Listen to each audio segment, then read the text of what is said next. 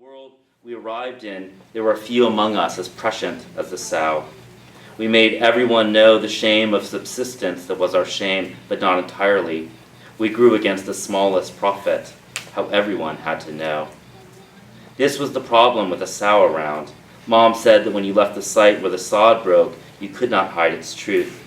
No one milks a pig, you only slaughter it. The sow's intelligence is unalien, but still there were a number of lies told along the dirt roads. One of them was innocence. We were told that we would possess no complexity that wasn't the parsing out of potential meats.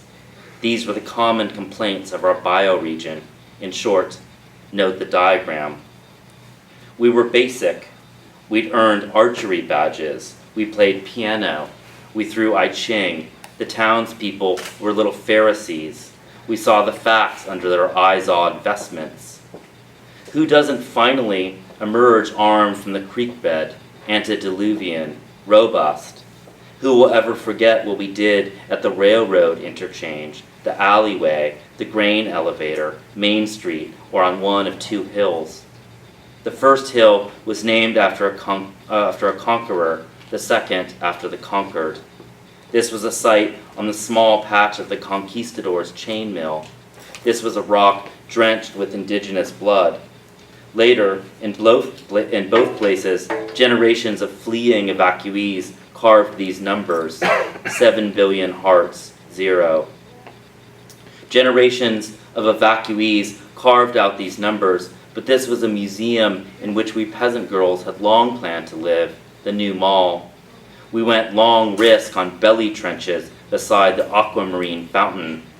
There were defaults among shop rotations where we could realize, either in the mall or 17 miles apart, approximately, we could stand without family on the two hills and signal victory over the sign light of Dairy Queen. We were angular with battle, but maintained angelic cheeks.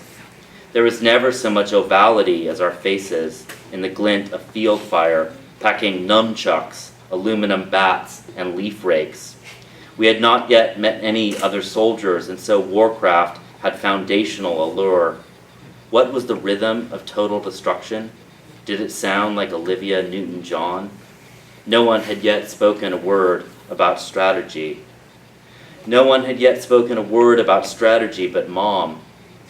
Sometimes, at nightfall, the rabbit ears jittered, and the modem sent us a communique on sorghum.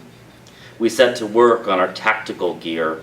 One suit was made of pheasant feathers, another was made of frog legs and twine, a third from the scales of walleyes for when we must march inside the reservoir, a fourth from the skins of dads, a fifth involved the downy hair of varsity athletes, the sixth involved the canvas pants of the man who worked at Casey's General Store, the seventh was woven from iris leaves after June, the eighth was a coat of trash fire, the ninth was a dress made of hymns, the 10th suit of camouflage was asphalt and power lines, the 11th suit they forbid from 4-H.